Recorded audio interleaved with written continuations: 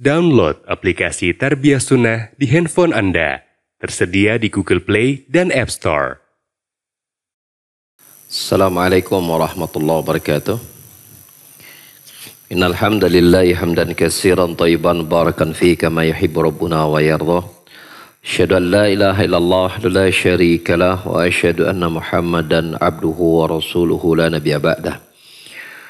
قال الله تعالى في كتاب الكريم أعوذ السميع العليم من الشيطان الرجيم يا أيها الذين آمنوا اتقوا الله حق تقاته ولا تموتن إلا وأنتم مسلمون يا أيها الناس اتقوا ربكم الذي خلقكم من نفس واحدة وخلق منها زوجها وبث منهما رجالا كثيرا ونساء واتقوا الله الذي تساءلون به والأرحام إن الله كان عليكم رقيبا يا أيها الذين آمنوا اتقوا الله وقولوا قولا سديدا يصلح لكم أعمالكم ويغفر لكم ذنوبكم وما يطع الله ورسوله فقد فاز فوزا عظيما أما بعد.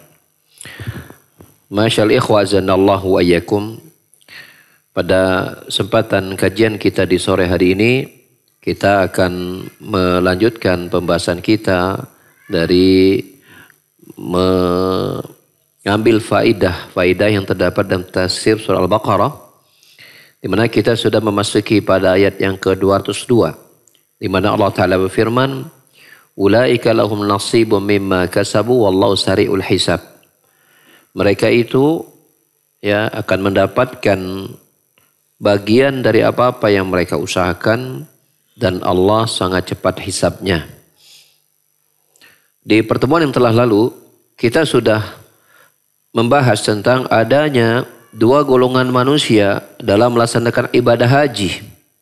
Ketika mereka berkumpul di Arafah, wukuf di sana, maka ada di antara mereka yang berdoa agar diberikan semua hal-hal yang berkaitan dengan dunia. Dan mereka itulah orang-orang yang nanti di akhirat tidak mendapatkan apapun. Sementara di bagian yang lain yaitu kaum mukminin adalah mereka yang berdoa kepada Allah dengan doa agar diberikan kebaikan dunia dan akhirat dan agar selamatkan dari adab neraka dengan doa Rabbana atina fid dunya hasanah wa fil akhirati hasanah wa qina adzabannar. Nah, mereka ini yaitu yang disebutkan yaitu dua golongan manusia ini, kedua-duanya akan mendapatkan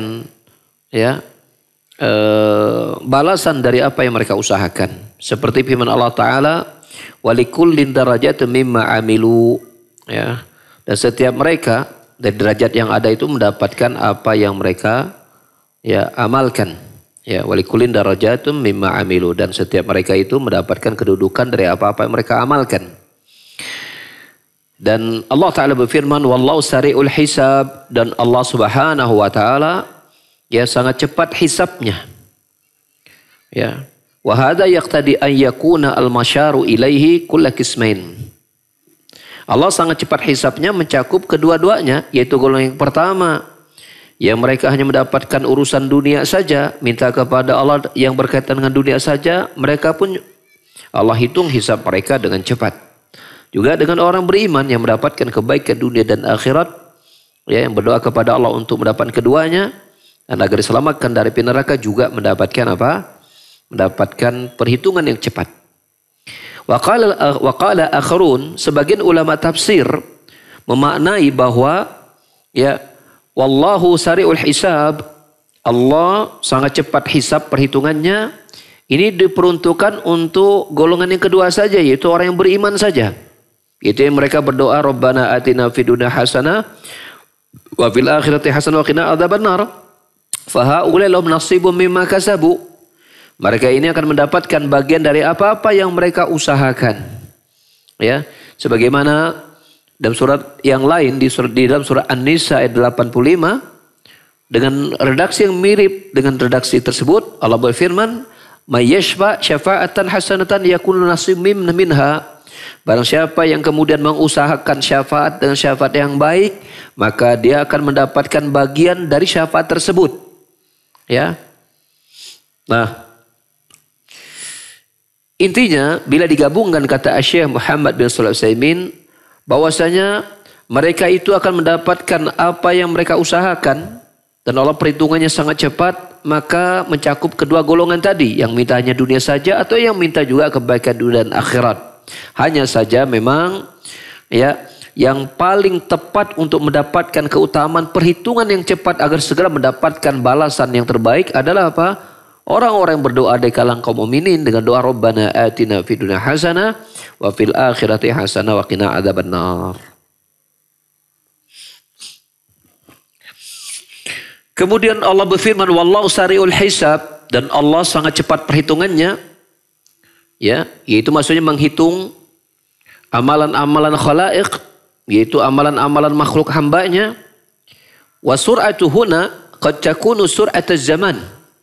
Mana cepat di sini bisa berkaitan kecepatan waktu. Artinya hisab perhitungan Allah itu cepat, artinya sangat dekat, sebentar lagi akan segera tiba. Ya, artinya itu tidak lama. Mana cepat bisa berarti dekat sekali waktunya perhitungan Allah itu akan tiba. Ya, seperti misalnya Allah berfirman, wa ma yudrika la'ala as-sa'ata qarib. Surah Asy-Syura ayat 17.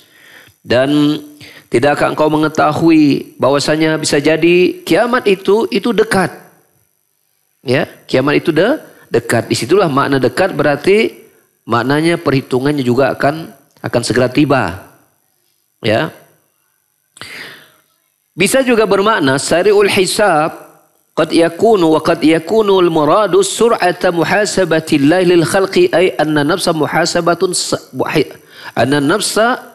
anna nafsa hisabihi sari'un.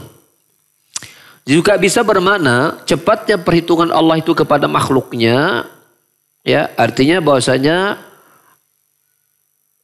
perhitungan Allah kepada setiap jiwa itu berlangsung dengan cepat perhitungannya masing-masing. Dan makna yang kedua ini tentu lebih pas dibanding makna yang pertama, kata Syekh Muhammad bin Shalih Al-Utsaimin. Ya, dikarenakan Allah Subhanahu wa taala yuhasibul khalaiqa kullaha fi yaumin wahid. Karena apa? Karena Allah Subhanahu wa taala menghitung seluruh amalan hambanya hanya dalam satu waktu. Ya, hanya dalam satu waktu saja, satu hari saja Allah menghitungnya. Tidak perlu pada hari-hari, padahal jumlah makhluknya sangat banyak. Ya, dan Allah berikan ketepatan hitungan bagi amal mereka masing-masing tanpa ada yang keliru. Ya, dan muhasabatul khalaiq ala nau'aini, perhitungan Allah kepada makhluknya ada dua model. Model yang pertama dihitung untuk orang beriman. Yang kedua perhitungan untuk orang-orang kafir. Jadi orang mukmin dihisab, orang kafir dihisab. Ya. Dan dua-duanya cepat. Hanya saja ada perbedaan secara teknis. Amma hisabul mu'minin fa inna Allah Subhanahu wa taala yakhlu bi 'abdil mu'min. Adapun penghisaban perhitungan amal kepada orang beriman, Allah lakukan tersembunyi hanya kepada orang beriman itu saja, tidak di hadapan apa? Di hadapan semua makhluk. Ya, Allah sodorkan ya amalan-amalan dia, ternyata ya banyak dosa di situ, dan si hamba ini, orang mukmin ini, mengakui semua dosa-dosanya tanpa ada yang dia ingkari. Ya, dikatakan kepada orang beriman itu, amil takada fi yaumi kada, engkau melakukan ini di hari ini, ya. Maka orang mukmin berkata, ya aku melakukannya terus semua. Kemudian Allah berkata, aku telah menutupnya dosa-dosamu tersebut di dunia, dan hari ini aku ampunkan dosa itu untukmu pada hari itu, di hari kiamat, di hari penghisaban tadi. Oleh karena itulah, ya, tatkala Nabi SAW bersabda, "Manuqishal hisabu udhiba." Barang siapa yang kemudian dia dihitung hisabnya, dihitung amalannya, maka dia akan mendapatkan siksa. Pokoknya, ya kata Nabi, siapa yang mulai dihitung amalnya, ya, maka dia akan mendapatkan adab. Sementara Allah Subhanahu wa taala juga mengatakan, ya orang mukmin juga dihisab. Ya kan? Lalu apa maksud kata Aisyah radhiyallahu anha kepada suaminya itu Rasulullah sallam, fasaufa yuhasabu hisaba yasira, orang mukmin itu akan dihisab dengan hisab yang sangat mudah. Sementara mau mudah mau susah, ucapan Rasul sebelumnya umum, manukisha hisab ya udiba, siapapun yang disodorkan perhitungan dia akan diadab. Mau ringan mau susah gitu kan. Sementara Allah Ta'ala berfirman, ya orang mukmin itu fasaufa yuhasabu hisaba yasira, dia akan dihisab dengan hisab yang mudah. Maka Nabi berkata, dalikal arad, itulah maksudnya hisab yang mudah. Orang beriman itu hanya disodorkan saja catatan-catatan dosanya, dia melakukannya di hari ini, hari itu dia mengakuinya semua. Lalu kemudian Allah berkata, dulu aku tutup di dunia, ya sekarang juga ditutup, tidak dibeberkan kemudian semua orang tahu dia berbuat dosa di dunia, sama. Tapi hari ini kata Allah, fa'aghfiru lakal yawma, pada hari ini ya fa'aghfiruha lakal yawma, pada hari ini aku ampunkan semua dosa-dosamu tersebut di hari ini. Itulah makna hisab yang ringan, ya. Sehingga disodorkanlah amalan-amalan orang beriman itu sampai dia mengetahuinya, sampai dia mengakuinya. Kalau dia sudah mengakuinya, udah selesai. Hanya sampai di situ tok. Allah mengatakan, ya, aku sudah tutup dosamu di dunia, hari ini telah aku ampuni. Wa amma ghairul mu'minin, adapun selain orang-orang beriman, fa innahum la yuhasabuna kadzalik, maka tentu mereka itu dihitungnya amalan-amalan mereka. Kaum kafir itu tentu tidak seperti itu. Ya. Wa innamal amru kama qala Syekhul Islam Ibnu Taimiyah rahimahullah taala. Adapun urusan orang-orang kafir, maka ini sebagaimana disampaikan oleh Syekhul Islam Ibnu Taimiyah. Kata beliau, la yuhasabuna hisaban min tuzanu hasanatuh wa sayyi'atuhu li'annahum la hasanati lahum. Mereka ini tidak maksudnya dihisab, artinya timbang mana kebaikan mana keburukannya. Karena apa? Karena orang kafir itu kebaikannya tidak ada sama sekali. Tidak ada sama sekali. Walakin tus'amalum wa tufadu fa yuwafaquna 'alaiha wa yaqruna biha wa yakhzuna biha. Akan tetapi dihitung seluruh amalan-amalan mereka, direkam dengan baik, ya, dan itu semuanya cocok, dan mereka mengakuinya ketika mereka mendapatkan semua catatan-catatan, ya, bahwa kebaikannya itu tidak akan dihitung, ya, ditampakkan tapi tidak dianggap sama sekali. Sementara yang dihitung dan dianggap adalah dosa-dosanya semua, termasuk dosa kekafirannya, ya, wa yakhzaun, ya, wa yukhzauna biha. Maka mereka mendapatkan balasan seperti itu dan merasakan merasakan kepayahan, ya. Wa yunadi alaihim ala rusul khalaiq, maka mereka itu dia dipanggil, ya, disuruh di hadapan seluruh makhluk yang ada. Lalu Allah berkata, haula'il ladzina kadzabu ala rabbihim ala la'natullahi 'alal zalimin. Mereka ini itu orang-orang kafir, ya, di hadapan seluruh makhluk Allah sidang mereka, Allah tampakkan kekufuran mereka. Kata Allah, haula'il ladzina kadzabu ala rabbihim. Mereka inilah orang-orang yang telah mendustakan Rabb mereka, ya, Tuhan mereka, sesembahan mereka. Ala la'natullahi 'alal zalimin. Ingatlah bahwa laknat Allah itu berlaku kepada orang-orang yang zalim. Maksud zalim ini karena apa? Di antara mereka kufur kepada Allah. Setiap, ya, orang yang zalim, maka mereka adalah setiap orang yang kufur kepada Allah, maka dia zalim kepada Allah Subhanahu wa taala. Ya. Dari sini kita dapati bahwasanya, ya, setiap balasan itu akan dibalas dengan apa? Dengan adil. Dengan adil. Dan orang itu harus beramal. Sehingga ayat ini juga menjadi bantahan kepada kaum Jabriyah. Orang-orang yang tidak mau beramal, hanya menyadarkan semua kepada takdir Allah, ya, hanya sebatas itu. Ya, maka ini terbantah bahwa Allah membalas amalan mereka. Jadi mereka harus beramal, ya. Dan sekaligus perhitungan Allah yang sangat cepat dan teliti, dan dalam satu hari dan jumlah makhluk sangat banyak, menunjukkan apa? Tamamu qudratillahi ta'ala, sempurnanya kekuasaan Allah ta'ala. Ya. Dan ketika Allah menghitung, juga menunjukkan isbatu ilmillah, menunjukkan ketetapan akan berapa? Akan ilmunya Allah yang sempurna.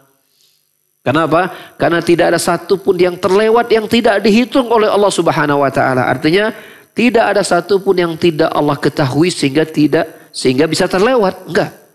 Ya, semuanya diketahui oleh Allah, maka ketika dihitungnya pasti detail dan tepat.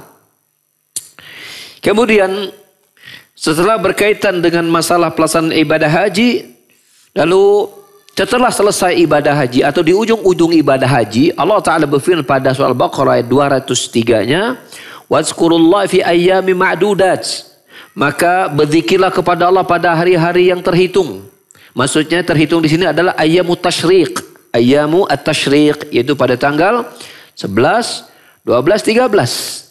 Faman ta'ajjala fi yaumi fala isma alaihi wa man ta'akhkhara fala isma alaihi. Maka bagi barang siapa yang mereka hanya mencukupkan ya di 11 12 saja, yaitu ketika mereka berada di Mina, ya, ketika mereka berada di Mina tanggal 11 12 Zulhijjah, maka mereka boleh pulang duluan. Ya. Boleh pulang duluan. Dan pulangnya itu setelah melempar jumroh. Dan melempar jumroh itu biasanya dilakukan setelah ba'da zuhur. Selesai itu maka boleh langsung pulang. Jangan menunggu waktu maghrib tiba. Bagi mereka yang ingin pulang. Ya. Tapi bagi mereka yang ingin mengakhiri, ya, juga tidak menjadi masalah. Ya. Liman ittaqa, bagi mereka yang apa? Tetap ingin bertakwa kepada Allah. Ya, tujuan ingin pulang duluan. Ya. Bukan karena tidak ingin melaksanakan jumroh pada hari tasyrik yang ketiganya, bukan. Tapi betul-betul karena ketakwaannya kepada Allah Subhanahu wa taala, dan Allah menekankan hal itu ditutup dengan ayat dan firman Allah dalam ayat ini, wattaqullaha wa'lamu annakum ilaihi tusyarun. Maka bertakwalah kepada Allah dan ketahuilah bahwasanya kalian nanti akan dikumpulkan oleh Allah pada hari kiamat. Untuk diminta pertanggungjawabannya tentunya. Ya. Pada tanggal 11, 12, 13 ini hari-hari tasyrik, maka seluruh ibadah itu berkonsentrasi di kota Mina. Ya, di kota Mina. Jadi setelah tawaf ifadah di Mekah, maka kembali ke Mina. Jadi kan 8 di Mina tarwiyah, ya. Kemudian pagi hari tanggal 9 Zulhijjahnya berangkat ke Arafah. Di Arafahnya nanti wukuf sampai sore, ya. Setelah menggabung sholat maghrib isya, malamnya itu berangkat ke Muzdalifah pada malam tanggal 10. Besok paginya habis subuh berangkat ke Mina untuk melempar jumroh Aqabah dan menyembelih hewan kurban di situ, ya. Kemudian berangkat ke Mekah pada tanggal 10 untuk tawaf ifadah. Tawaf ifadah. Ya, setelah itu balik lagi ke Mina. Ya, balik lagi ke Mina. 11, 12, 13 menetap di Mina untuk melempar 3 jumroh secara lengkap. Jumratul ula, jumratul wusta, dan jumratul aqabah. Jaraknya berdekatan itu, tempat pelemparan jumroh itu berdekatan. Ya, jumratul ula pelemparan yang pertama. Jumratul wusta, ya, pelemparan yang pertengahan. Jumratul aqabah yaitu pelemparan yang bagian akhir. Pelemparan pada bagian yang akhir. Bila di hari kedua saja, masuk kedua hari tasyrik, itu udah selesai boleh pulang. Nah, Allah Subhanahu wa taala ingatkan wadzkurwa fi ayyami ma'dudat. Ya, berzikirlah kepada Allah pada hari-hari yang dihitung tersebut. Artinya di saat Anda melempar, Anda apa? Ada berzikir kepada Allah. Anda melaksanakan sholat, berzikirlah kepada Allah Subhanahu wa taala. Karena apa? Karena seringkali manusia itu merasa kalau poin-poin utama dari kewajiban udah selesai, yang lainnya hanya pelengkap, sholat apa? Bebas, sudah, ya, sudah selesai, dan cenderung jiwa itu lalai dari mengingat Allah Subhanahu wa taala. Ya. Coba antum perhatikan ketika kita melaksanakan puasa. Ya. Melaksanakan puasa. Puasa selesai berkaitan masalah puasa. Ya, kan Allah taala berfirman, wa kabbiru maka bertakbirlah kepada Allah. Dan besoknya setelah puasa selesai 29 atau 30 hari, besoknya kita diperintahkan untuk apa? Melaksanakan sholat. Agar apa? Agar jiwa itu harus selalu ingat berzikir kepada Allah Subhanahu wa taala bila telah selesai melakukan suatu amalan yang dianggap besar, karena ada momentum-momentum tertentu ibadah itu terjadi. Ya. Ibadah itu terjadi. Ya, agar manusia itu jangan merasa ya kewajiban dah selesai, berikutnya santai. Peluang setan mudah masuk di situ, akhirnya mereka berleha-leha, bersantai-santai, lupa berzikir kepada Allah, setan pun menggoda, akhirnya apa? Ya, akhirnya terjadilah perbuatan yang tercela. Ya. Nah, begitupun ibadah haji ketika selesai, di tanggal 10-nya perkara-perkara yang berkaitan itu soal dianggap selesai, tinggal melempar jumroh di situ. Ya. Artinya tidak ada amalan yang lain kecuali melempar jumroh. Tidak banyak amalannya, santai. Ya, maka Allah tetap ingatkan wadhkurullah fi ayyamin ma'dudat. Ya, seperti itu.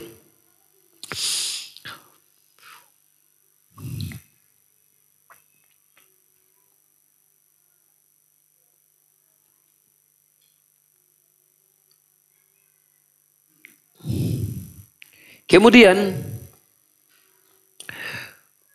kita ambil faidah dari ayat tersebut.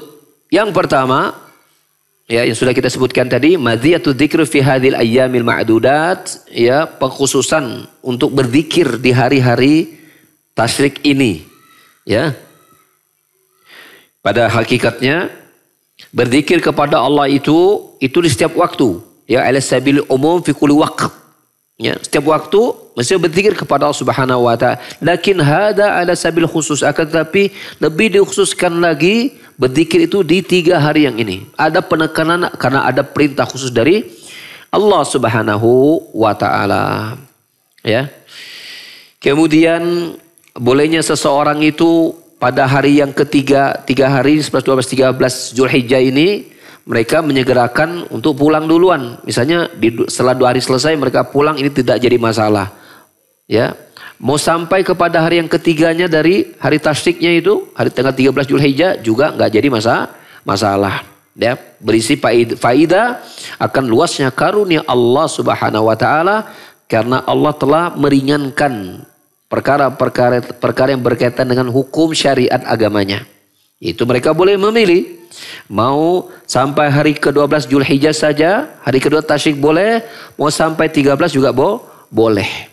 Namun tidak boleh seseorang ya menafsirkan ayat ini, kata Syekh Utsaimin, ya wadhkurullah fi ayyamin ma'dudat.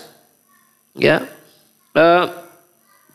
Ingatlah kepada Allah pada hari-hari yang terhitung. Jangan sampai mereka maksudkan bahwa tanggal 14, 15 juga ya, masuk dalam konteks ayat ini. Tidak. Ini hanya sampai pada 11, 12, 13. Pun juga sebaliknya tidak boleh seseorang maksudnya menyangka ayat ma'dudat ini adalah hanya berakhir hanya sampai berapa?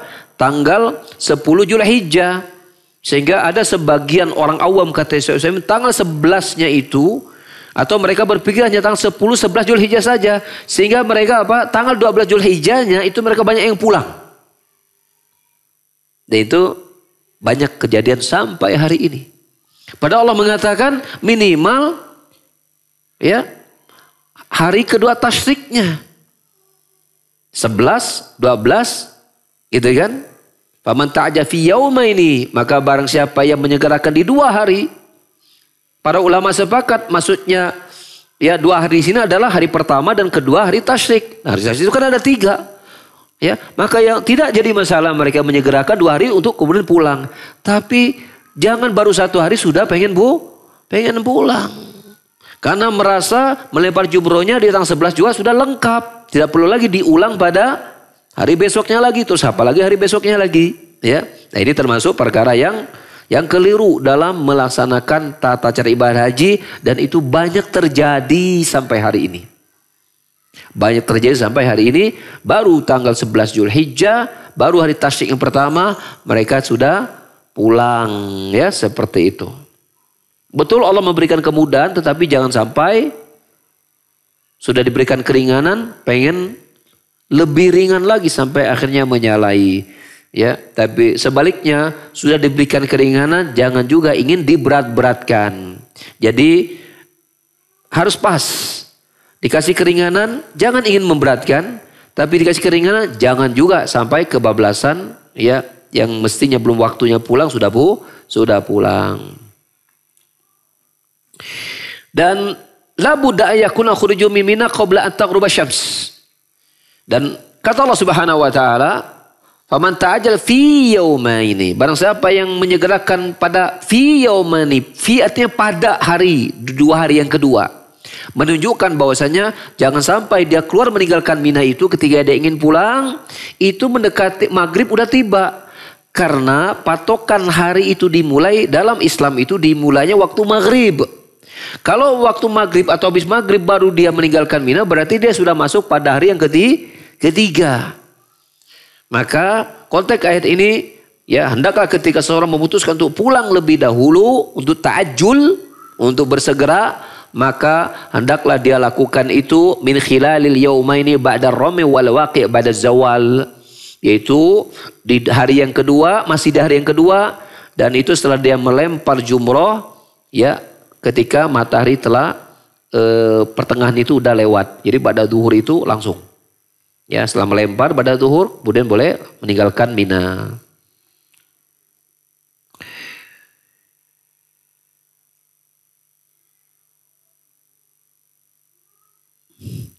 Kemudian ayat itu kembali Allah berkata, wattaqullaha, bertakwalah kepada Allah, berarti bertakwa hukumnya wajib. Wa'lamu annakum ilaihi tusyarun, ya, dan Allah nyuruh bertakwa kepada Allah dan kelak mereka akan dibangkitkan di hari kiamat, ya. Di sini Allah Subhanahu wa taala qarana al-mawa'idha bitakhwib, didampingkannya nasihat itu dengan menyertakan redaksi menakut-nakuti. Karena Allah berkata, wattaqullah. Ini Allah memberikan wejangan kepada orang beriman, bertakwalah kepada Allah. Kemudian digambarkan bahwasanya kalian nanti, ketahuilah bahwa kalian nanti akan dikumpulkan di hari kiamat, maka bertakwalah kepada Allah.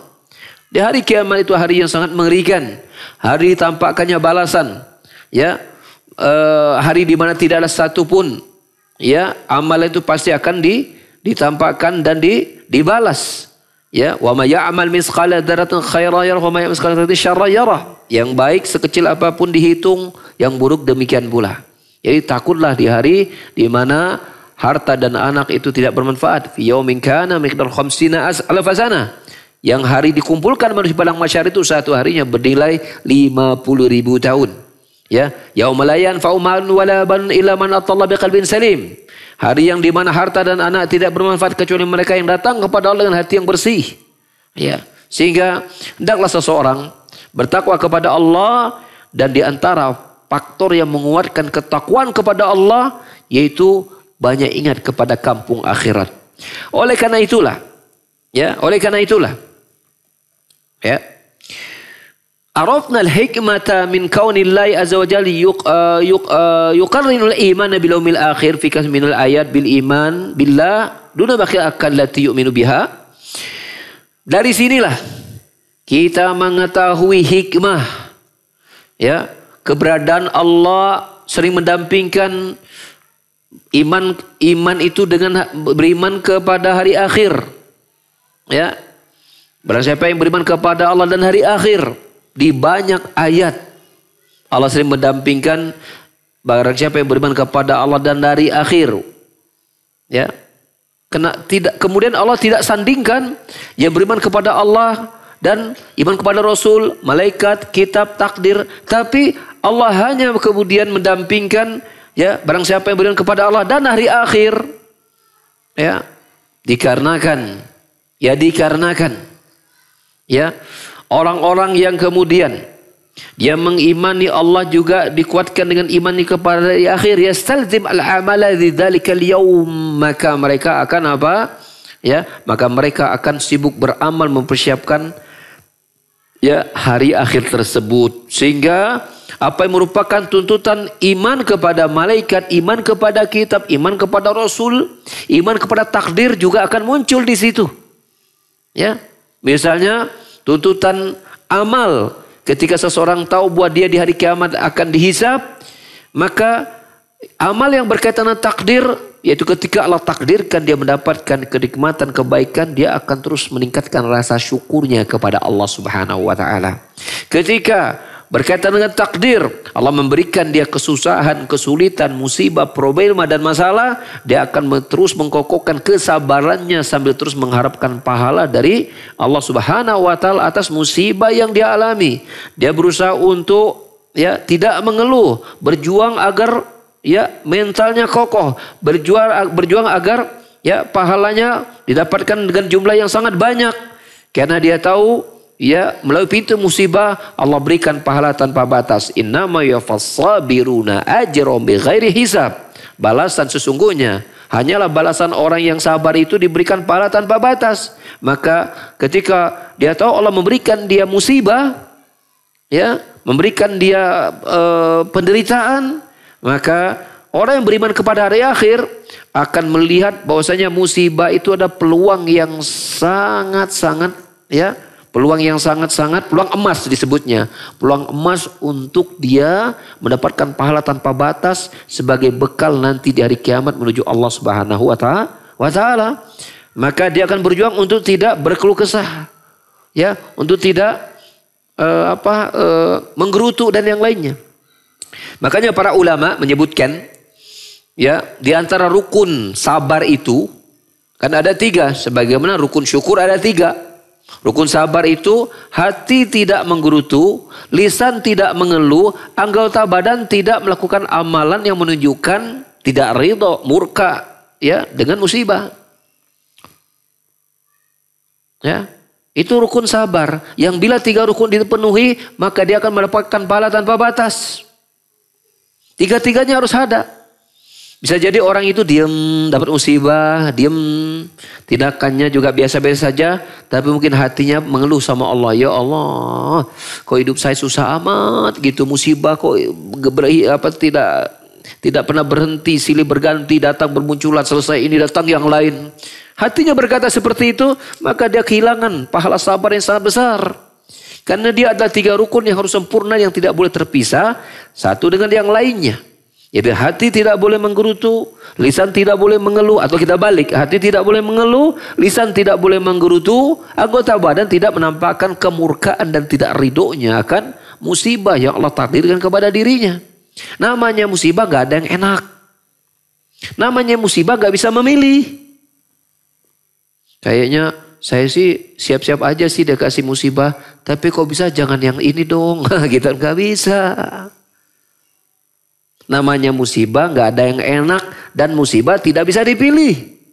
Masing-masing orang dipilihkan musibah dengan bentuknya masing-masing. Diuji dengan modelnya masing-masing. Tiap orang berbeda-beda.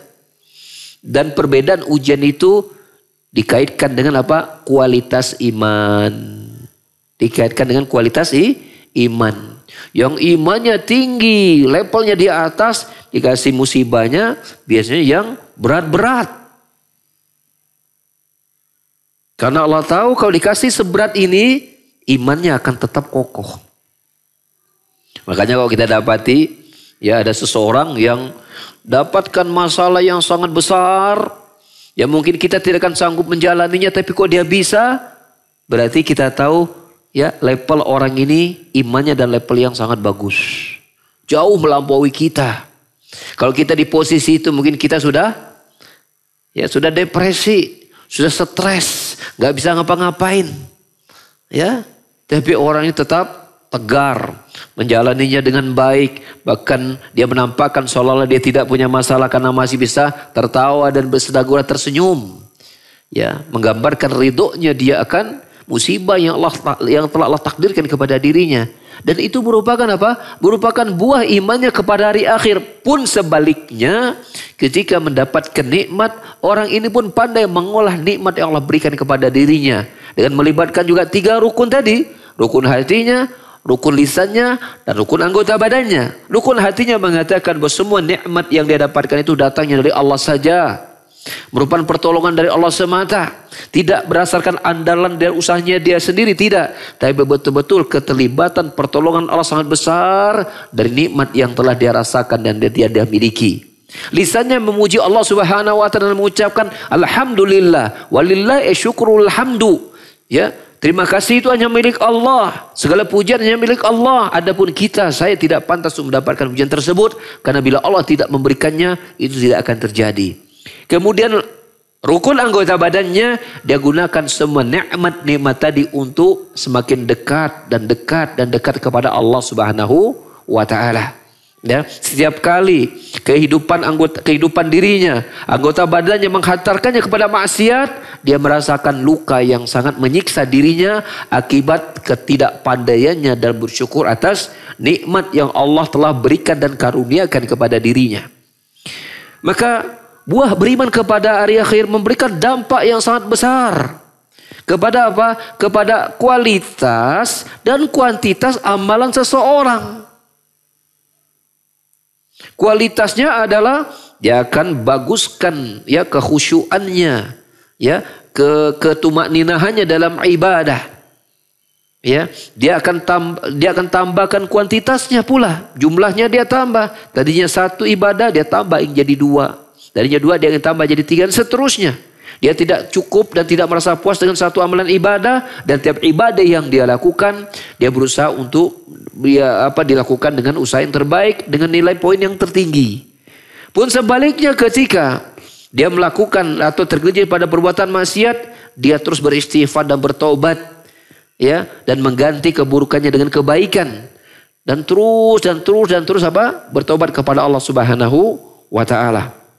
Oleh karena itulah, ya, al-iman bil yaumil akhir yastalzimu al-amala lidzalikal yaumi wa huwa al-qiyamu bi ta'atillahi wa bi ta'atillahi wa rasulih. Oleh karena itulah beriman kepada hari akhir akan menghantarkan seseorang untuk beramal dalam mempersiapkan hari tersebut. Dengan cara apa? Dengan cara dia menegakkan berbagai macam ketaatan kepada Allah dan mengikuti Rasulnya sallallahu alaihi wasallam dalam yang mentaati Allah Subhanahu wa taala. Ya, maka kita dapati ya berkaitan konteks haji pun Allah Subhanahu wa taala masih mengingatkan tentang apa? Tentang berzikir di penghujung-hujung ketika amalan haji itu akan selesai. Karena apa? Karena waktu itu adalah waktu yang sangat rentan seseorang itu, ya, karena pelaksanaan sudah mulai menurun, itu waktu yang rentan untuk seorang itu akhirnya selesai itu untuk meninggalkan beribadah kepada Allah Subhanahu wa taala, maka diberikan dulu namanya apa? Kekebalan imun sebelum itu selesai, yaitu apa? Banyak berzikir sebelum selesai. Agar ketika selesai dan pulang ke negeri masing-masing, ke rumah masing-masing, membawa bekal untuk tetap berzikir dan mengingat Allah Subhanahu wa taala. Ya, ini sama kita kadang saksikan, ya, dalam ibadah misalnya umroh saja. Orang itu ketika naik pesawat atau haji apalagi, ya udah lama ada di negeri orang kemudian pulang. Ketika naik pesawat pulang merasa apa? Merdeka gitu kan. Mereka seolah lupa kemarin itu sudah berada di depan Ka'bah, lupa kemarin sudah sholat di Masjid Nabawi, lupa mereka sudah ada di Mina, di Muzdalifah, di Arafah, Muzdalifah, dan ya di Mekah dan seterusnya. Seolah-olah tidak memberikan bekal sama sekali. Baru saja melakukan ibadah yang hebat, ibadah yang besar dengan pahala yang besar. Ya, saya kadang-kadang sedih gitu kalau kita saksikan misalnya ada orang yang pulang umroh saja. Itu kan kok misal beberapa pesawat itu seperti misalnya Saudi Airlines, itu kursi kita itu di depan kita itu ada televisi. Televisi kecil untuk setiap orang dapat satu televisi.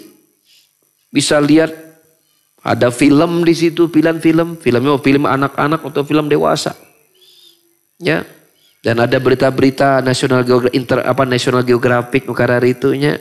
Ada kisah tentang negeri Saudi Arabia itu. Tapi kadang-kadang sedih lihat kadang di depan kita kanan kiri itu kadang nonton film. Yang jelas kalau dalam film itu satu cerita bohong. Kedua gambarkan banyak gambar terbuka aurat itu film-filmnya. Sahih. Ini mengerikan. Jadi menakutkan kita mendapat situasi. Ya Allah, kita ini berusaha melaksanakan ibadah yang sebesar. Ya, membutuhkan banyak biaya, energi, tenaga dan pikiran kita curahkan di situ. Begitu pulang apa? Lupa dengan ya madrasah gitu. Ketika berada di tempat-tempat yang mulia di Timur Tengah, di Timur Tengah di sana, itu sedih. Ya. Apalagi jadi kesannya baru selesai dari wisata. Pulang itu kayaknya ketawa ketiwi, happy, lihat sana, lihat sini. Ya, na'udzubillah min dzalik ya. Jadi oleh karena itu ya hati-hati ya, kita ambil faidah. Kita harus pandai-pandai melihat rahasia.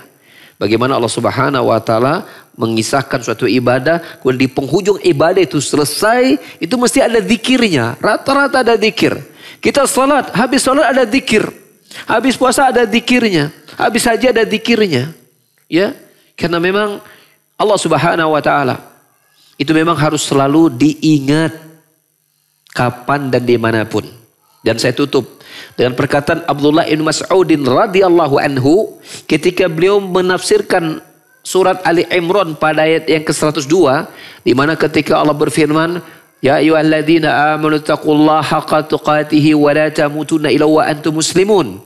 Wahai orang-orang yang beriman, bertakwalah kepada Allah dengan haqqa tuqatih, dengan sebenar-benarnya takwa. Maka takwa yang sesungguhnya itu ada pada 3 perkara, kata Abdullah bin Mas'ud. Yang pertama, Allah itu yuta' la yu'sa, la yu'sa.